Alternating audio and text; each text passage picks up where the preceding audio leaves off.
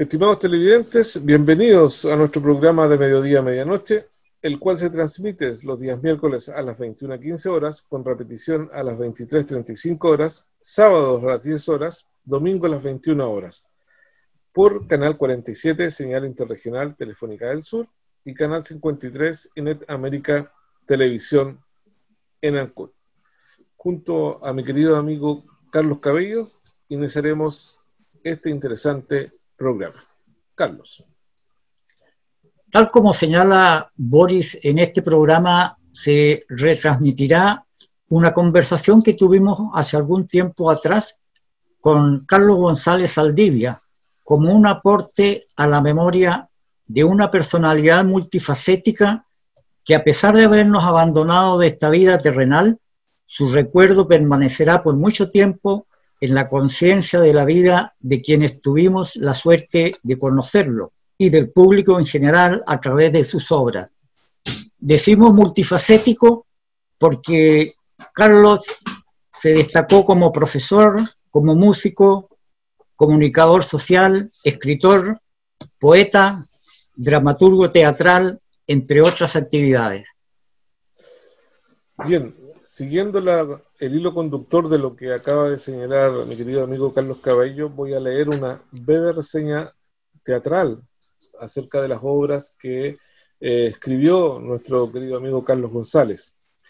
En 1988, 90 días de invierno, sobre una mujer joven relegada en dictadura a esa tierra, entre comillas, maldita y bendita a la vez. En 1990, Circo en la lluvia. En 1992, Cuentos para Mariana. Publicó en 1995 Chiloé, Pan para hoy, una historia de los últimos 50 años de la vida de los pescadores, Boom sobre la explotación y después la pobreza. En 1996, El canto del chucao, un pájaro que no se ve entre las quilas. Si le canta a la izquierda es mala señal, y si es por la derecha significa que va bien. En que se muestran las diferentes opiniones en torno a la eventual construcción de un puente sobre el canal de Chacao. En 1997 editó Frente al espejo, y en 1998 escribió el libro de poemas Autoctonía. También es autor de Espantapájaros, donde se manifiesta la preocupación por sobre la explotación de los recursos forestales y del bosque nativo. Cabe señalar, estimados televidentes, que también Carlos González fundó la Compañía de Teatro Municipal en el año 2001. Carlos. Pasaremos entonces a retransmitir el programa que fue editado el 6 de octubre del 2018 en nuestra conversación con Carlos González. Bienvenido al programa de Mediodía a Medianoche, Carlos. Gracias por la invitación. Para nosotros es un honor tenerte. Como nos comentaba Boris, tienes mucha experiencia de vida. Yo te quiero iniciar esta ronda de preguntas por la etapa que tuviste en Radio Estrella del Mar cuando fuiste director. Radio Estrella del Mar fue creada en los años 80, ¿cierto? 82 en adelante, me parece. 82. Y se crea una gran cantidad. Se crea la radio acá en Ancú, en Castro, en Quellón, en Chaitén también. Palena, Futaleufú, Melinca. Hasta Melinca. ¿En qué se fundamentaba este gran proyecto de radio, Carlos? Mira, Un inmenso proyecto. Sí, cuando se inicia la transmisión de la Radio Estrella del Mar fue algo muy raro, algo novedoso, que no habíamos tenido antes la audiencia de radio, no habíamos tenido la oportunidad de experimentar. En la radio tradicional, yo recuerdo que quienes hablaban o las voces que se escuchaban eran voces de personas importantes.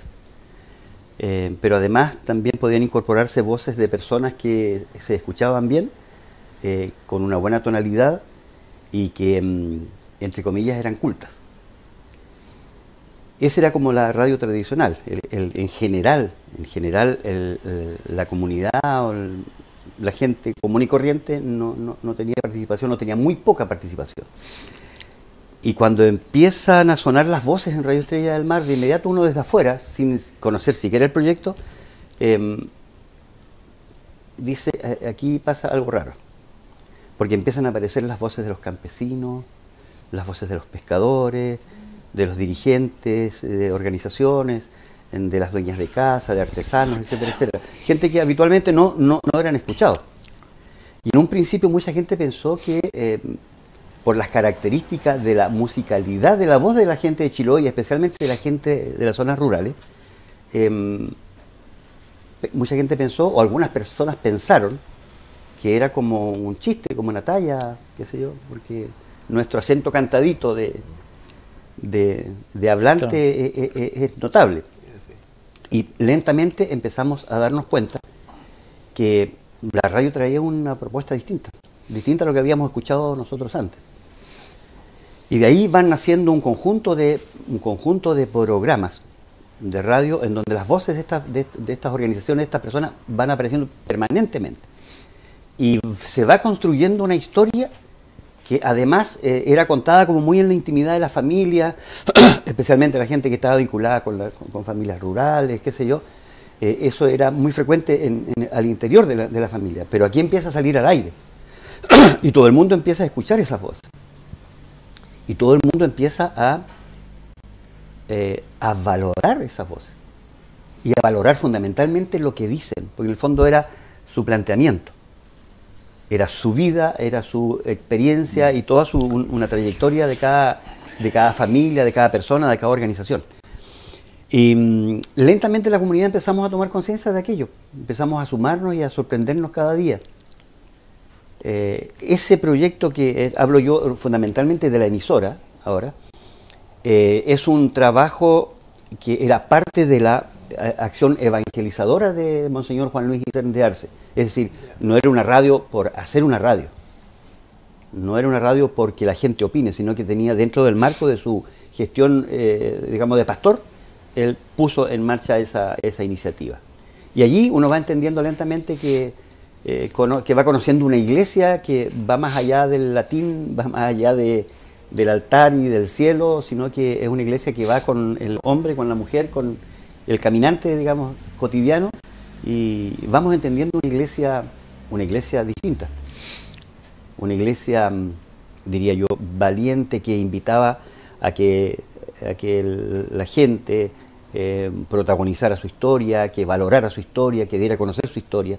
Y además, en una época también que se notó mucho la presencia de la Radio Estrella del Mar, porque fue la época en que los derechos humanos fueron, digamos, golpeados muy fuertemente por la dictadura cívico-militar dirigida a Augusto Pinochet.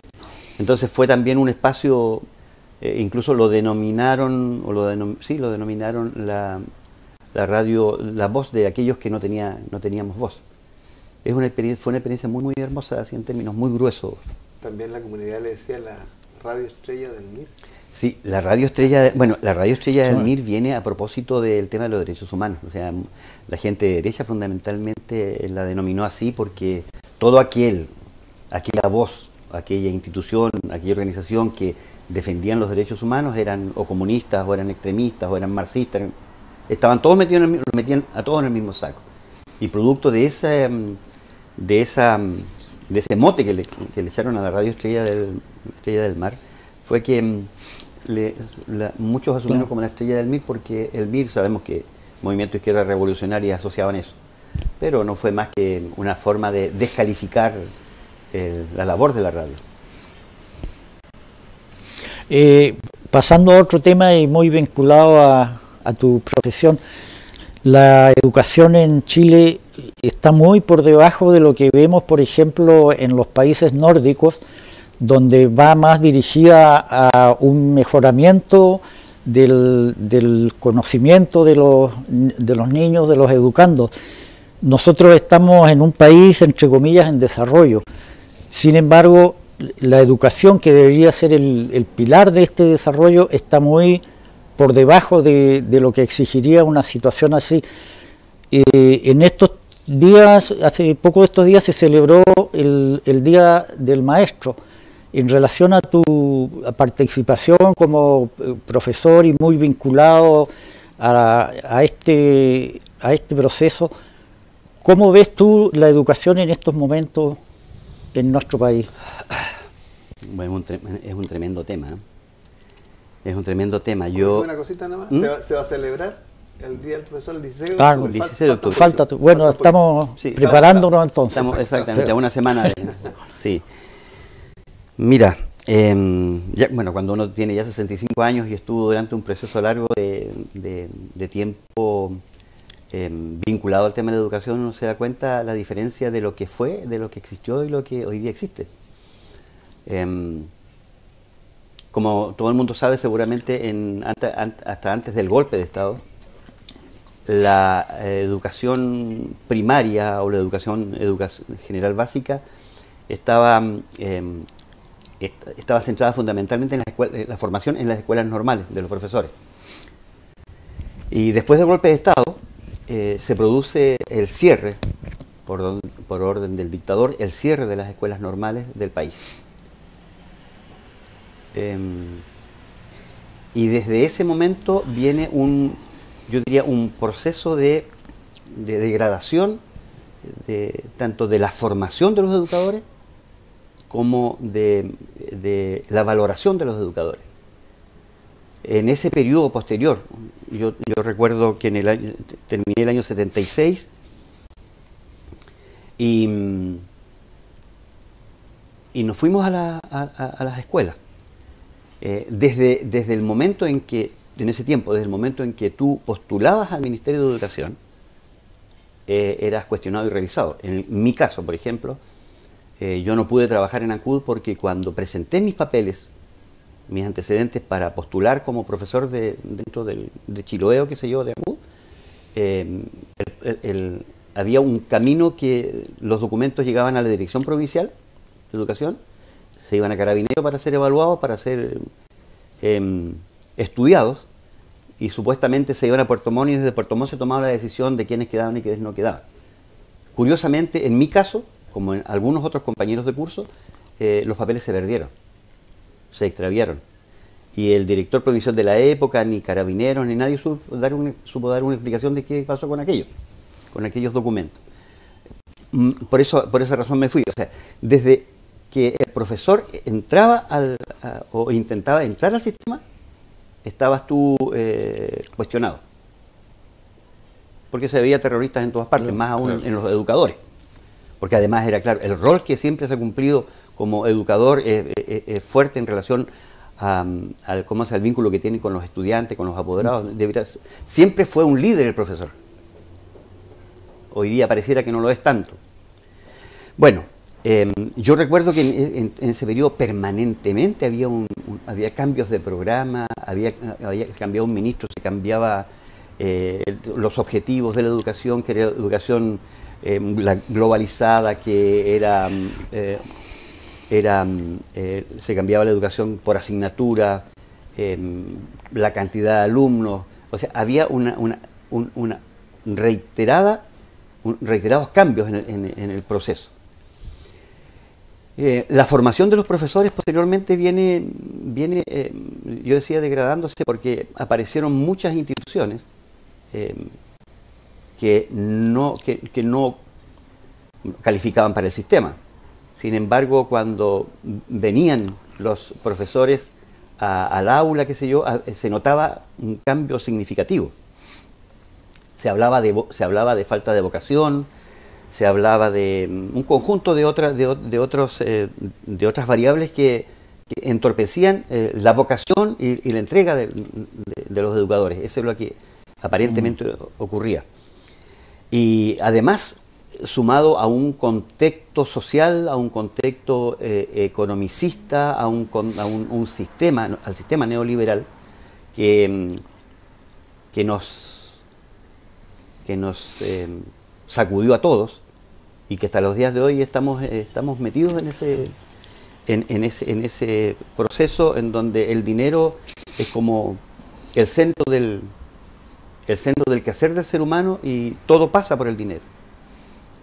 Y la carga valórica o la preocupación por el tema de la educación, de los valores fundamentalmente, no es un tema tan importante hoy día como lo fue en otra época.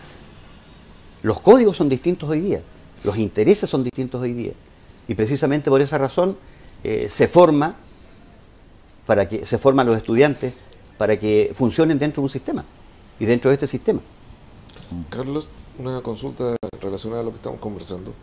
¿Piensas tú que la formación de los estudiantes en este minuto, en esta época, solamente se entrega, se otorga para que la persona obedezca instrucciones y no tenga un pensamiento crítico, propositivo? Bueno, entregarle las herramientas sí, a través de las asignaturas. Desde el momento en que, bueno, eso ha sido notorio durante muchos años, es decir, desde el momento en que, por ejemplo, la asignatura de filosofía en la educación media desaparece, desde el momento en que la asignatura o la educación cívica prácticamente no es parte, o sea, es muy poca el tiempo que se les asigna a esos contenidos, hace que el desarrollo de la reflexión, del análisis, del cuestionar la vida, la sociedad, sea más lento, sea más torpe. Entonces, si no tienes posibilidades tú de conocer, de reflexionar, de analizar, difícilmente vas a cuestionar lo que está aconteciendo. Y es así. O sea, yo creo que la sociedad hoy día, incluso los medios de comunicación en general, te torpedean de tal manera que te aturden con tanto estímulo. No, es cuestión de ver la televisión en general. Y al final terminas por sumarte a la masa y por transformarte en un consumidor y no tienes capacidad de crítica ni capacidad de análisis, sino que todo es jolgorio, todo pareciera ser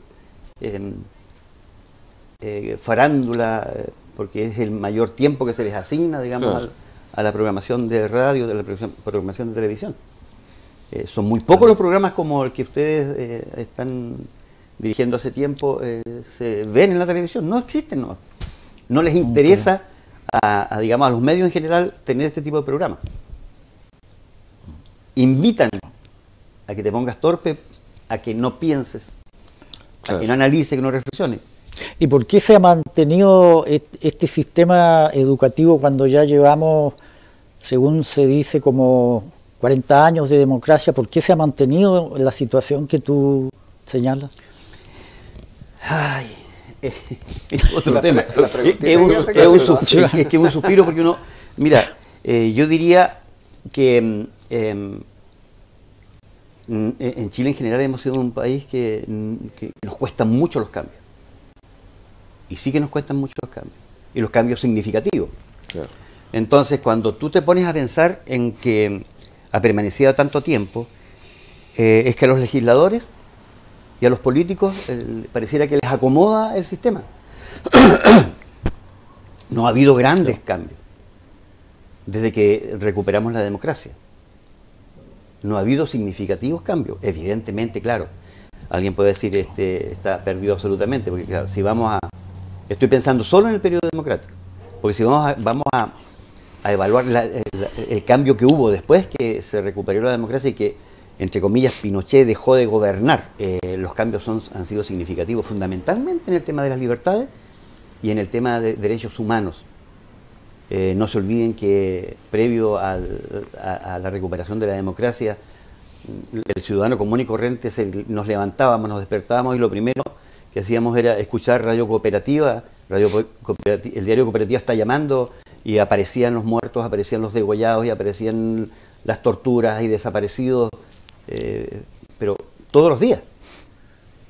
Cuando se recupera la democracia hay un abismo gigantesco de cambio en la calidad de vida, en la vida en general de la ciudadanía de nuestro país.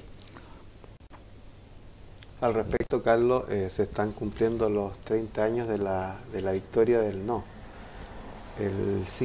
Ayer 5 de octubre. Han pasado muchos años y los chilenos, te quiero consultar, no sé si se están reencontrando a esta altura ya, precisamente el día de ayer hubo un acto en La Moneda donde también ministros del actual gobierno y que pertenece al partido de Chile Vamos también celebran este día. ¿Le crees tú a esta celebración? Otra pregunta. Capciosa. Le creo yo. Bueno, yo creo en la buena fe de la gente. Yo creo en la buena fe de la gente y uno supone que cuando una persona que por tantos años, personas que pertenecieron a un partido político de derecha y que apoyó al dictador y que votó por el sí para que el dictador continúe porque estaban felices con el dictador allí gobernando, toma la decisión de mostrarse públicamente, decir, ¿sabe qué más? Quiero formar parte también de aquellos que celebraron, que están celebrando el no, porque fue un hito, uno de los hitos importantes en la historia de nuestro país. Entonces me parece notable y qué bueno que ocurra eso. Es decir, que reconozcan que la dictadura fue terriblemente dañina para el país, para los seres humanos, para los derechos humanos, para las libertades de la persona. Y es bueno eso. Yo les creo, fíjate. Y me sorprende, a mí me sorprendió cuando ministros del gobierno de Piñera estaban participando de esta celebración. Pero fundamentalmente digamos, estos cambios se ven a la hora de la conducta, de las decisiones del poder político, y allí está la clave del asunto. O sea, podemos participar y aplaudir actos democráticos y qué sé yo, pero si en la vida cotidiana o nuestros roles de autoridad somos unos dictadores, ¿de qué vale que andes aplaudiendo actos democráticos? Están haciendo un saludo a la bandera, ¿no? Claro. Hay una observación que yo quisiera decir en relación a alguna parte que tú has señalado y que siempre también se dice que se le echa la culpa exclusivamente a Pinochet sobre todo lo que ha pasado en Chile, pero se habla también de una dictadura cívico-militar, y la parte cívica, que es la parte fundamental de lo que fue el gobierno de la dictadura, estuvo apoyado por civiles, y podríamos decir de que el ejército y las fuerzas armadas solamente fueron un instrumento de la ideología de este grupo de civiles para apoyar la consecución de los objetivos que ellos han querido o quisieron realizar. Bueno, no hay ninguna duda que las Fuerzas Armadas, digamos, fueron utilizadas desde el pensamiento de la derecha. Pero nadie puede liberar de la responsabilidad de las Fuerzas Armadas en esto. O sea, no, de las Fuerzas Armadas no, pero la personalidad de Pinochet. No, pero claro, o sea, yo dentro del marco de una institución que es jerarquizada, quien en última instancia es responsable es el jefe. Y por supuesto, si la ideología que él asumió como propia y la puso en marcha fue precisamente con asesorías de esta gente que fueron sus ministros y que fueron sus ideólogos. Entonces no es raro que esa responsabilidad no sea exclusivamente de las Fuerzas Armadas, sino que también y en gran medida de los ideólogos que orientaron esa propuesta sobre la base de intereses ideológicos, económicos, sociales, qué sé yo, de ese grupo social del que estamos hablando. Así es que, por supuesto que tienen tremenda responsabilidad, claro que la tienen. Además que contaban con el alto auspicio de los norteamericanos. Bueno, como muchos países latinoamericanos, nosotros, claro, fuimos víctimas, sin duda, fuimos víctimas de... Y estamos siendo víctimas. Y estamos siendo víctimas, exactamente, del poder económico, del poder político y del poder de la fuerza que tienen el imperialismo en función de aquellos países que estamos tratando de salir adelante. Carlos, tiene 65 años, ¿qué edad tú tenías cuando ocurrió el golpe? ¿Dónde te sorprendió el golpe y qué fue más lo que te impactó del golpe de Estado? Yo en ese tiempo tenía 20 años y estaba estudiando en la escuela normal. A ver, apenas asumió el presidente Salvador Allende, dentro de un conjunto de medidas inmediatas, sugirió o instruyó al Ministerio de Educación y a las universidades que crearan sedes universitarias de universidades del Estado, como en el caso de la Universidad Técnica o Universidad de Chile, en ciudades donde no existía educación superior. Es así como en Castro se abrió la Universidad Técnica y muchos amigos de Ancud, mucha gente de Chiloé tuvo la oportunidad de ingresar a la Universidad Técnica del Estado en Castro. Como en Ancud había una sede, digamos una sede de un instituto, de una institución de educación superior que era la Escuela Normal, de todas maneras el presidente Allende instruyó a las escuelas normales, o a los ministros, al ministro de Educación en este caso, de que las escuelas normales abrieran cursos vespertinos para los trabajadores que quisieran perfeccionarse, pues, que quisieran continuar estudios superiores después de sus horarios de trabajo. Y dentro de ese marco yo tuve la oportunidad de matricularme en la escuela normal y era estudiante en el día del golpe de Estado, éramos estudiantes nosotros, eran 28 compañeros de curso de la escuela normal vespertina. Y junto en mi condición de estudiante yo realizaba clases, hacía clases en el Seminario Conciliar de Ancud como profesor interino. En el día trabajaba como profesor y en la noche estudiaba, así que se complementaban perfectamente. Yo estaba en el seminario organizando el acto del Día del Maestro, el Día del Profesor, y cuando se anuncia, bueno, antes ya en la mañana las radios nacionales estaban informando de este movimiento de tropas y qué sé yo, y nos fuimos a trabajar como todos los ciudadanos de este país, y apenas llegamos se dieron instrucciones desde Santiago de que los estudiantes debían regresar a sus colegios porque ya el tema del golpe de Estado estaba armado. Fue impactante. Así es. Fue impactante porque claro, uno sabía que teníamos un problema a nivel nacional, que era el tema, el gobierno de la Unidad Popular que estaba llevando adelante su proyecto, y por otra parte los opositores políticos, la derecha fundamentalmente, con un conjunto de estrategias para desestabilizar y para derrocar derechamente, digamos, al gobierno del presidente Allende. Estimado Carlos, voy a poner una pausa en tu relato. Vamos a ir a un breve corte en nuestro programa de mediodía a medianoche, así que espérenos, ya volvemos. El Centro de Conservación de la Biodiversidad Chiloé Silvestre tiene como objetivos principales la educación ambiental, la investigación y la rehabilitación de fauna silvestre dañada en la provincia de Chiloé y en la región de los lagos. El centro se ubica en el sector de Nal Bajo, en la comuna de Ancud, lo que se conoce como Centro Ostrícola Puyinqui, por un convenio con Serna Pesca. En 2017 recibió cerca de 70 pacientes de fauna silvestre de diferentes especies propias de este territorio. Las principales causas de ingreso son atropellos, disparos, tenencia ilegal, abandono de la madre y ataque de perros. De todas estas causas, el ser humano es el responsable.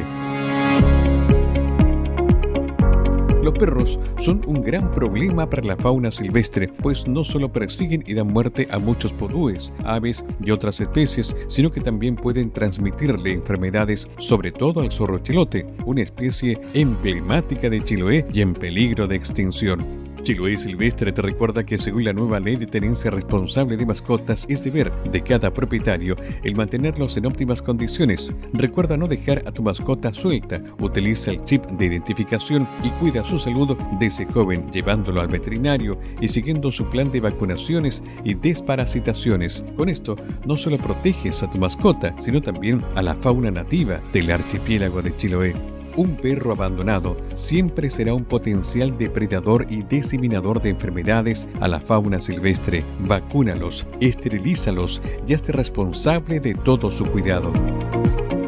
Si ves un animal silvestre en problemas, llama a las autoridades para que acudan en su rescate. Servicio Agrícola Ganadero, Servicio Nacional de Pesca, Carabineros o Armada de Chile.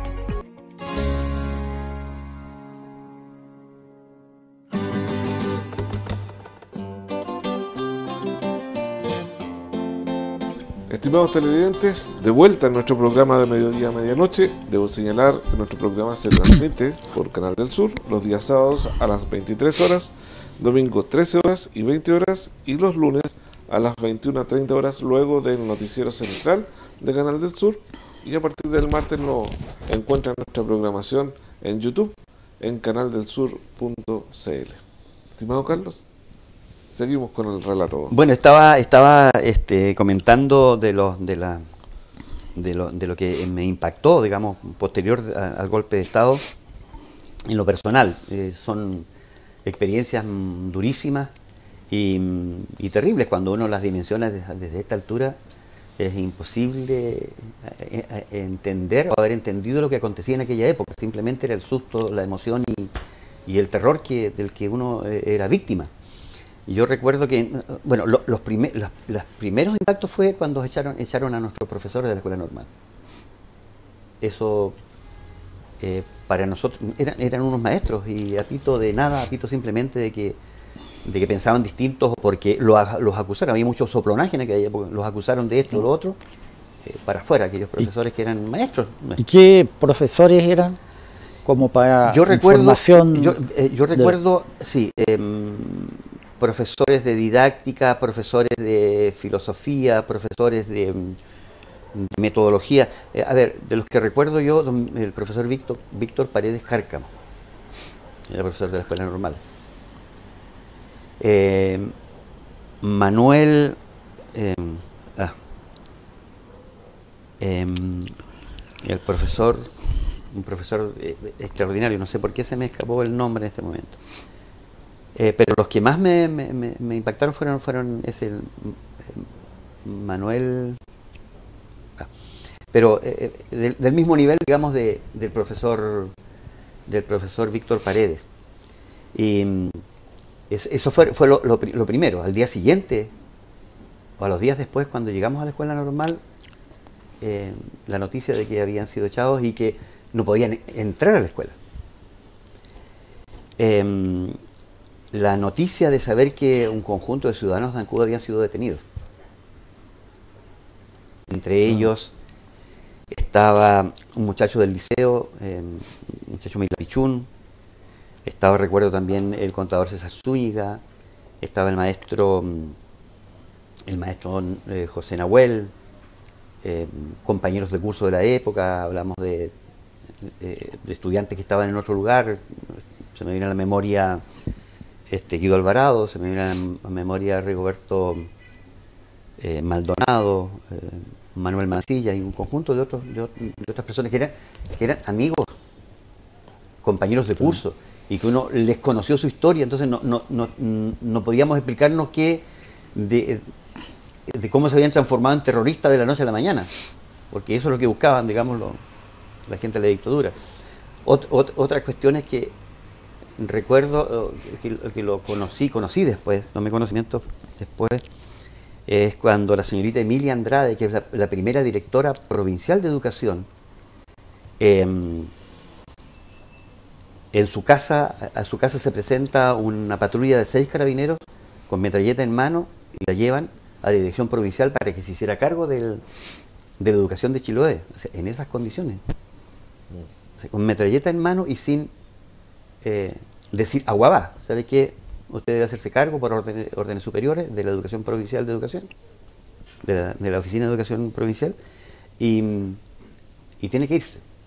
O sea, para ella, una mujer de paz, una mujer independiente que tenía, digamos, la línea política familiar era de derecha, independiente de eso, era una mujer con una paz gigantesca, y sentirse víctima de esa orden y no poder negarse a aquello. Otro hecho que posteriormente al golpe me impactó muy fuertemente fue el nacimiento de mi segunda hija. El 9 de noviembre nosotros, en la noche, dentro del horario de toque de queda, los síntomas del parto, del nacimiento de esta guagua, nos exigió salir a la calle dentro del contexto del toque de queda. Y caminamos desde calle Ramírez hasta el hospital, nos encontramos en la calle ninguna patrulla, cosa rara en ese horario, 12 de la noche. Y llegamos a calle Pedro Montt y vamos con mi esposa y mi hermana, que me acompañaba, y nos detiene una patrulla de aproximadamente unos 6, 8 carabineros, también con metralleta en mano y apuntándonos al pecho.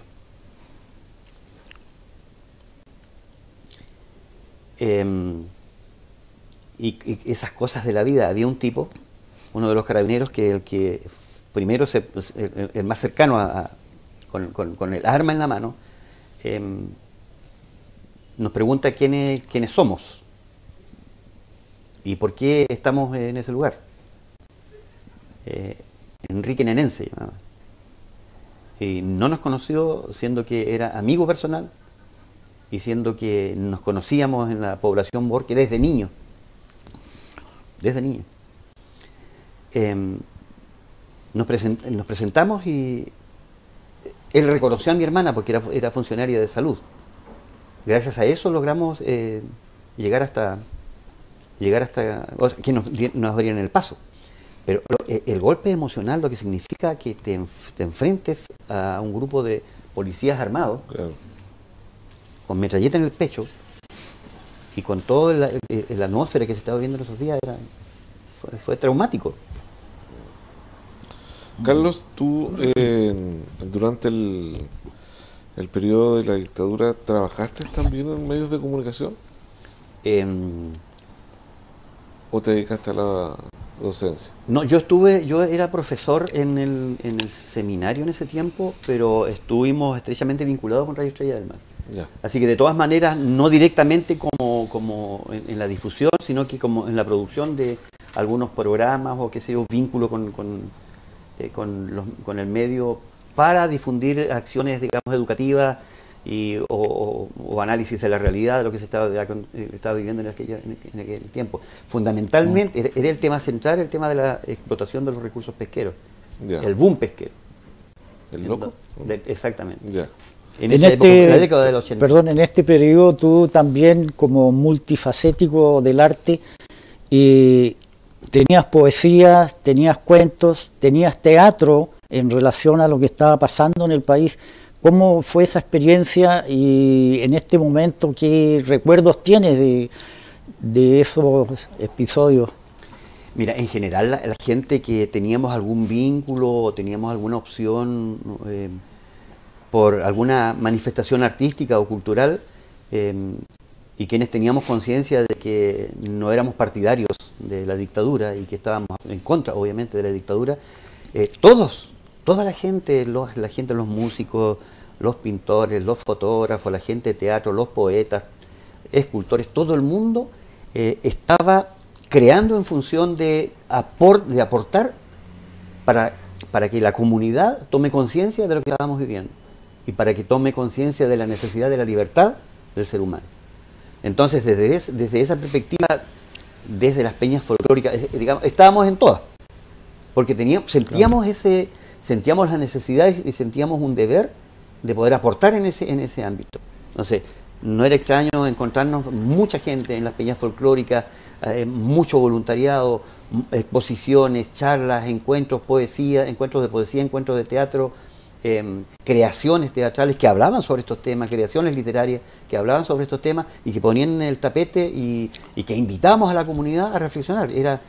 Yo diría que en términos de encuentro de la comunidad por la libertad, fueron momentos maravillosos de crecimiento personal, de valoración de la calidad humana y de todos aquellos que queríamos sacar a nuestro país del yugo del dictador. Fue muy fuerte el trabajo durante muchísimos años y en todos los espacios. O sea, nos encontrábamos permanentemente y todo el mundo... Fue impresionante, yo diría,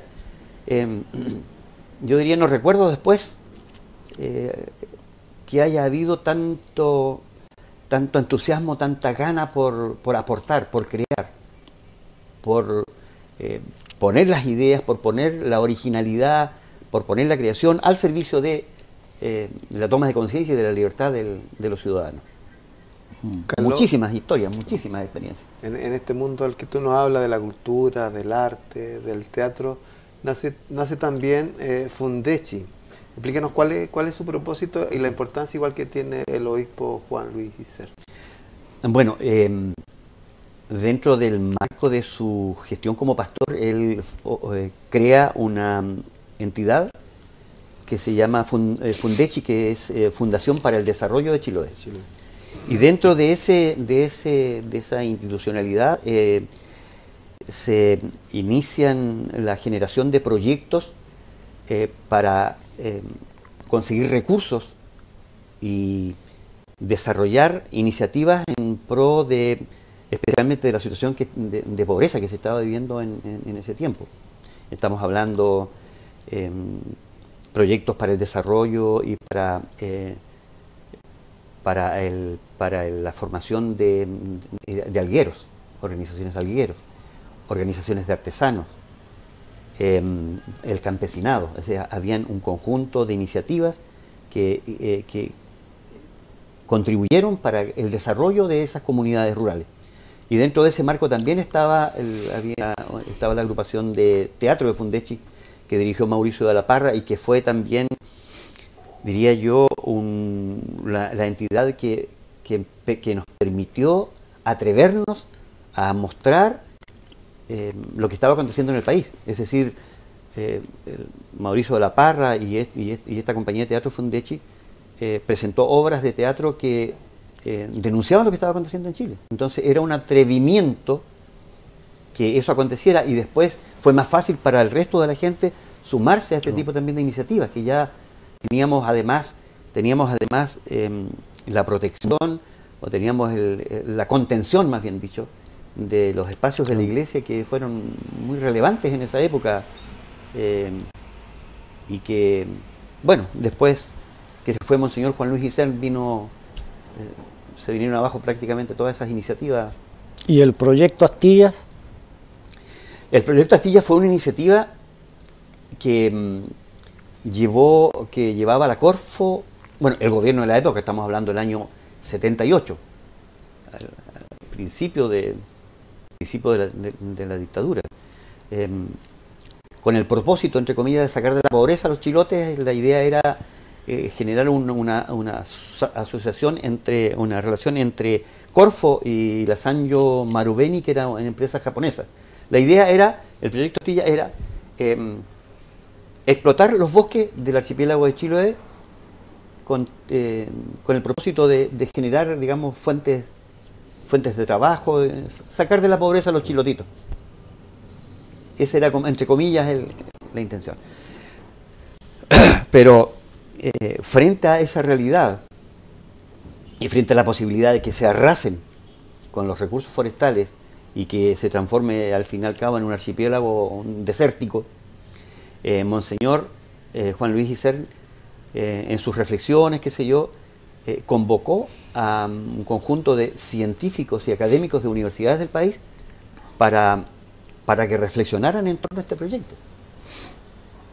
Y fue así como en un momento determinado estas conclusiones, las conclusiones de estos científicos y estos académicos fueron entregadas, digamos, a las autoridades de la época que estaban promoviendo el proyecto Astilla. Y fue tan contundente los argumentos que presentaban estos académicos y estos científicos, que no les quedó otra alternativa que parar ese proyecto, si no habría sido un desastre. Es decir, sí. Carlos Cabello tiene ahí muchísimo que contar, porque además fue protagonista importante de... Sí, por eso te hacía la pregunta. Y yo, ¿sabes qué? Independiente que sea yo el invitado, ¿sabes qué sería interesante? Porque no toda la comunidad maneja eso, y sería interesante que contaras un poco cómo se desarrolló cómo estuvo la participación de la comunidad en tiempos de dictadura y en tiempos donde los temas no eran fáciles. Bueno, como tú señalabas, esta agrupación de investigadores, de sociólogos también, fue importante para detener este proyecto, pero hubo, como tú dices, una gran, diríamos yo, un ataque hacia la iglesia por haber estado dando las bases para que este proyecto se paralizara. Yo me recuerdo de que cuando se estaba iniciando la idea de este proyecto, llegó mucha gente, obreros, campesinos, a pedir trabajo precisamente a la oficina de la Corfo. Y la respuesta fue, cuando estaba vinculándose ya la paralización del proyecto, que le vayan a pedir trabajo al obispo, al obispado, como una manera de demostrar que, digamos, se oponían el obispado al desarrollo, como tú dices, de la provincia en base a este proyecto. Hubo una presión constante hacia ustedes. ¿Cómo fue eso? Fue así, es decir, hubo una campaña para desacreditar, digamos, los argumentos de Monseñor Juan Luis, y fue así, es decir, hubo gente que envió, vayan a la Corfo a pedir trabajo, y vayan a Radio Estrella del Mar a pedir trabajo, porque, perdón, vayan, en ese tiempo la Estrella del Mar todavía no estaba, vayan al obispado, al obispo vayan a pedirle trabajo, porque él fue que se opuso a este gran proyecto. Incluso hubo gente algún político, que le dijo que el obispo Juan Luis sería el responsable de la pobreza y del retraso en el desarrollo de Chiloé, porque se opuso a la sobreexplotación de los recursos forestales. Y en realidad habría sido un desastre que se haya puesto en marcha ese proyecto, ¿no? Fue una tarea gigantesca y gracias a Dios, hoy día podemos decir tenemos bosque. Aún, a pesar de toda la explotación que ha habido, aún, sí, habría sido un desastre. Habríamos tenido una isla desértica y todo lo que significa el bosque para la vida de un territorio determinado y para los habitantes de ese territorio determinado. Y en relación a eso también la otra cara de la medalla, a través del proyecto Pumalín, el Parque Pumalín, de Douglas Tompkins, ahí también el obispo Juan Iser tuvo mucha participación en esto y dando la posición de la Iglesia en relación a este proyecto, que felizmente se logró concretar. Tuvimos muchas reuniones con Douglas Tompkins. Recuerdo yo cuando se estaba armando el proyecto Pumalín.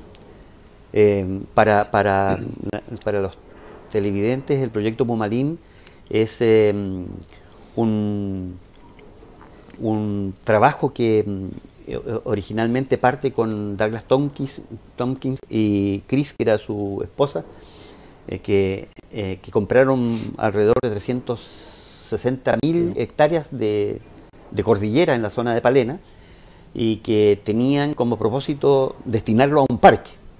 Pero allí, para descalificar ese proyecto,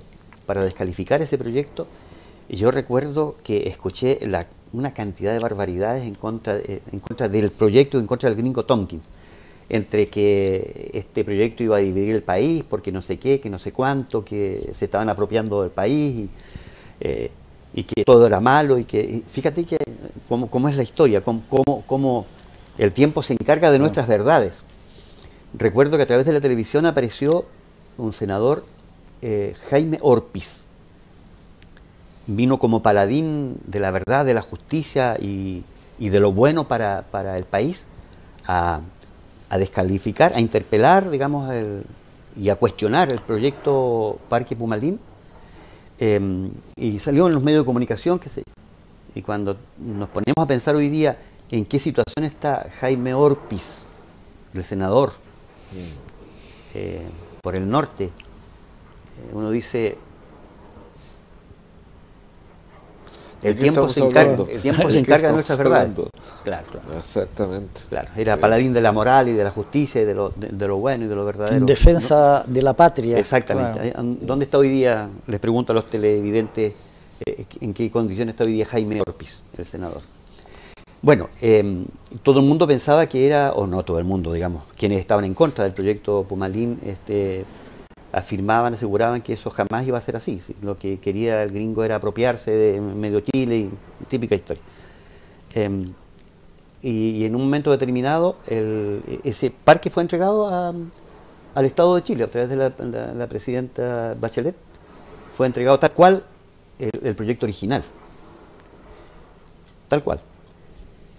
Y bueno, el gran problema de los opositores que al parque, digamos, a este proyecto era que perdían allí un potencial, digamos, de explotación de recursos forestales gigantescos. Es decir, habían capitales que estaban mirando esa zona con tal de explotarlo, de arrasar con ellos, y por supuesto claro, el dinero es el centro de su alma. Entonces eso generaba dinero para ellos. Pero si es que no se talaba el bosque, si no se explotaba el bosque o esa selva, no generaba nada, entre comillas. Pero la calidad de vida del planeta está en esos espacios significativamente para el futuro de las actuales y de las generaciones que vienen. Quiero hacerte volviendo a la contingencia local. Desde tu punto de vista, Carlos, ¿cómo se está manejando la vida artística, cultural acá en la comuna de Ancud? ¿Es beneficiosa? ¿Está con proyección? ¿Cómo la ves tú? ¿O está muy apagada? Mira, pareciera que hoy, no sé si estamos muy pesimistas. Cuando uno conversa con amigos, que se hablamos sobre estos temas, pareciera que tenemos un sentimiento como de pérdida. Porque hay algunas instituciones que fueron durante años emblemas de la cultura local, de la cultura de Ancud y de Chiloé, y desaparecieron y no están. Estoy pensando incluso en personas, pérdidas. La pérdida, por ejemplo, de Gabriel Codú Espejo. Fue una pérdida así, pero imposible de resolver. Se fue y nos quedamos sin un tremendo aporte a la cultura musical de Ancud y de Chiloé y de Chile. Estoy pensando en don Mario Peña Mera. Don Mario Peña durante años estuvo a cargo del coro polifónico, que era, pero así reiteradamente, protagonista de actividades cívico-culturales y artísticas. Estoy pensando en Francisco Delgado. Francisco Delgado, un concertista en guitarra clásica, profesor de la escuela normal, y que en un momento determinado, por falta de apoyo, se tuvo que ir. Se tuvo que ir de aquí. Un excelente concertista en guitarra clásica. Estoy pensando en Gabriel Codú Compasqui también, que por falta de apoyo o por falta de reconocimiento, fundamentalmente de apoyo, tuvo que irse de Ancud. Entonces, no sé si estoy un poco perdido, pero en general, digamos, si hablamos de la cantidad y el movimiento que hubo hasta hace, no sé, 10 años atrás, se nota que hay una carencia. Me da la impresión también que no hay innovaciones, digamos. Se ha mantenido lo poco que hemos logrado tener. Se ha mantenido y pareciera con pocas oportunidades. Estoy pensando en el teatro. Teníamos nosotros la compañía de teatro municipal, que por razones políticas en algún momento me dijeron que no continuara. Estoy pensando... ¿Pero tú ya no participas del teatro hoy día? No, no. Estoy pensando en la agrupación Achen, agrupación de teatro que estuvo un tiempo y que se manifestó bastante bien. ¿Pero ellos se mantienen? No están acá. Justo el otro día me encontré con el director y con su señora, con Rodrigo Fuentes y con Susana. Me dijeron que estaban un tiempo fuera de acá en otros proyectos, así que también ese teatro como que vino a estar, digamos, estar en pausa. He visto algún trabajo de teatro que está emergiendo también, pero no se ve, digamos, el movimiento que hubo en algún momento y que fue muy, muy, muy fuerte. Correcto. Siento que hemos tenido algún nivel de pérdida en ese ámbito. Yo concuerdo contigo en ese sentido. Bueno, el director me está señalando que estamos llegando al final de nuestro programa. Para variar, se nos pasa volando el tiempo aquí, con Carlos tenemos muchos temas que conversar. Así que, estimado Carlos, te cedo la palabra para que nos vayamos despidiendo. Bueno, ha sido un programa bastante instructivo, bastante docente, diría yo, tuvo una visión caleidoscópica de la experiencia de Carlos en sus actividades que hemos relatado acá y que han quedado muchas también en el tintero. Creo que ha sido un programa muy informativo para el televidente y agradecemos tu presencia, Carlos, y el tiempo que te has dado para estar con nosotros. Bien, estimados televidentes, luego de haber recordado esta interesante conversación con nuestro amigo Carlos González, en la cual también participó, dicho sea de paso, nuestro querido amigo Jorge Carrasco, Carlos Cabello, y quien les habla, le voy a dejar la palabra a mi querido amigo Carlos Cabello en esta instancia. Gracias. Bueno, creemos que en cierta manera hemos cumplido con nuestro deseo de traer nuevamente a la memoria y a la visión de los televidentes la personalidad de Carlos González Zaldivia, que, como decíamos anteriormente, permanecerá en nuestro recuerdo por mucho tiempo. Bien, estimados televidentes, de esta forma nuestro programa de mediodía a medianoche está llegando a un término de un nuevo programa, por lo tanto los esperamos y los invitamos muy cordialmente para que nos encontremos en un nuevo programa de mediodía a medianoche. Hasta siempre.